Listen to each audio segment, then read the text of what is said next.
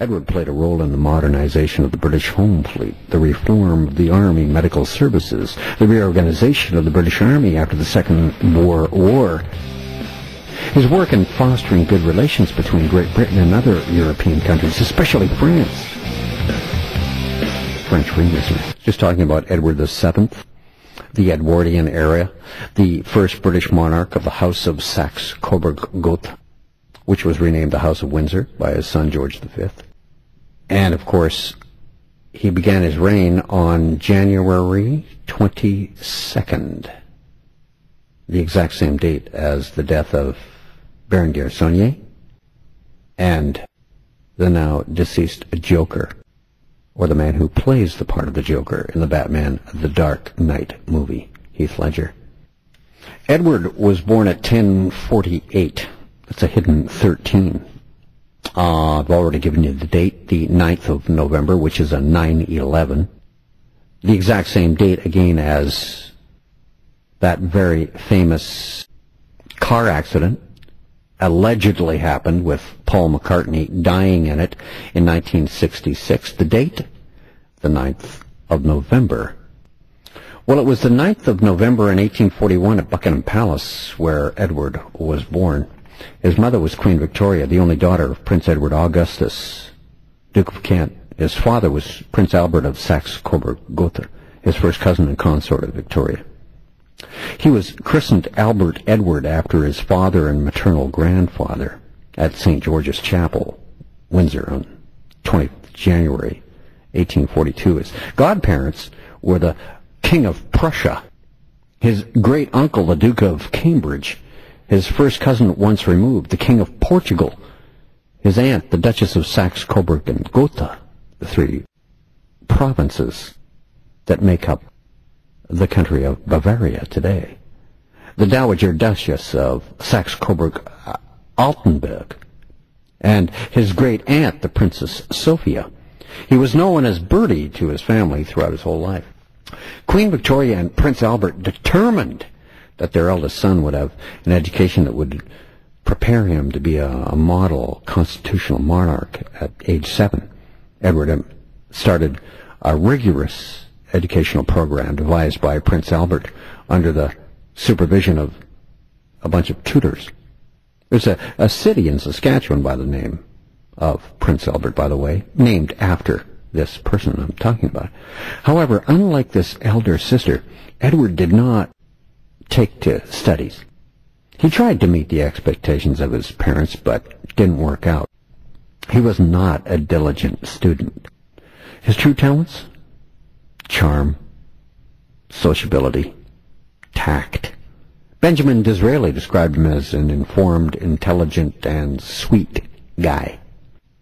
He went on an educational trip to Rome in 1859. He spent the summer of that year studying in the University of Edinburgh under, amongst others, Lyon Playfair.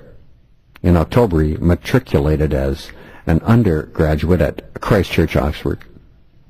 The year after that, he took his first tour of North America by a British heir to the throne. His good humor, his confident, chummy attitude made the tour a huge success. He inaugurated the Victoria Bridge in Montreal across the St. Lawrence River, laid the cornerstone of Parliament Hill in Ottawa. He watched Blondin walk across Niagara Falls on a tightrope, stayed for 3 days with President James Buchanan at the White House. Huge crowds greeted him everywhere. He met Henry Wadsworth Longfellow, Ralph Waldo Emerson, and Oliver Wendell Holmes, all Illuminati members, by the way, programming the masses with their poetry and stories. And prayers for the royal family were said at Trinity Church, New York, for the very first time since 1776, the inception of the country, when he came that year. Edward VII had mistresses, of course, throughout his married life. He socialized with actress Lily Langtry, Lady Randolph Churchill, the mother of Winnie Churchill. Daisy Grenville was another lover of his, Countess of Warwick. Actress Sarah Bernhardt, Alice Keppel, wealthy humanitarian Agnes Kaiser, How far these social companionships went is not always clear, is it?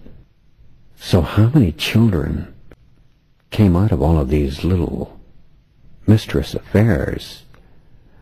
The secret bloodline again rears its ugly head, does it not?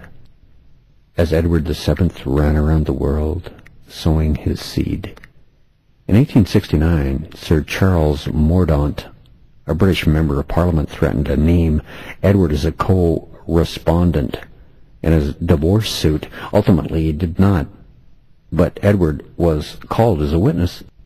In a case in early 1870, it was shown that Edward had visited the Mordaunt's house while Sir Charles was away, sitting in the House of Commons.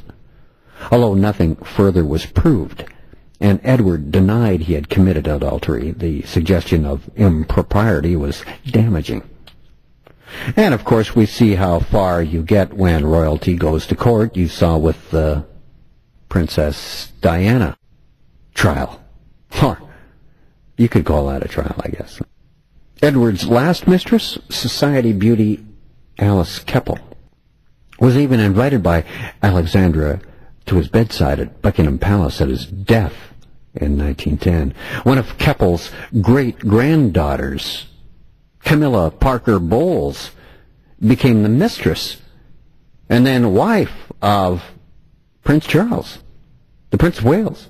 Yes, the Camilla Parker Bowles, one of Keppel's great-granddaughters. A society beauty was her mother, or great-grandmother, who spent some time with Edward VII. So you can see why Camilla Parker Bowles can fit right into the royal family, the Saxe-Coburg-Gothas. So we're talking here the very first monarch from the Saxe-Coburg-Gotha family, Edward VII, who slept with Camilla Parker Bowles' great-grandmother, and of course became the mistress of Prince Charles, did Camilla Parker Bowles, the Prince of Wales, and is now married. And by the way, is one of Edward's great-great-grandsons, Prince Charles is. It was rumored that Camilla's grandmother, Sonia Keppel, born in May of 1900, was the illegitimate daughter of Edward. But Edward never acknowledged any illegitimate children. His wife, Alexandra, is believed to have been aware of most of the affairs, and it was said to have accepted them. So how about that? Isn't that just peachy? He also befriended Giuseppe Mazzini. I mention him quite often on A View from Space on AM 640, Toronto Radio. The reason? I speak of Freemasonry as the pyramidal organization being used by the crowned heads of Europe that causes the chaos, and is following an ancient plan to place the entire world under a one-world government, with the leader coming from the Merovingian bloodline that traces their origin all the way back to Cain, the first murderer.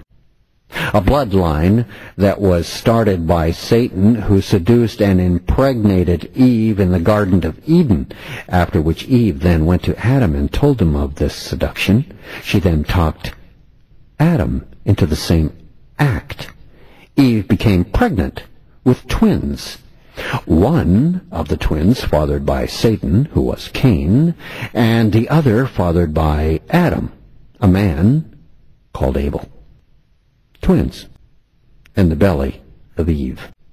The bloodline of Cain is the one that controls our world today. Knowing this, it's no wonder we're in the trouble we're in today.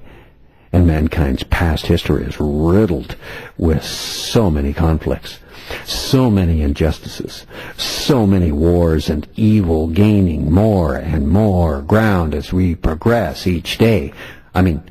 Digress each day through time. Albert Pike was a 33rd degree Freemason, head of the Southern Masonic jurisdiction of the Scottish Rite of Freemasonry, also a co-founder of the Ku Klux Klan, Confederate general, by the way, who, after the Civil War, was found guilty of treason and jailed.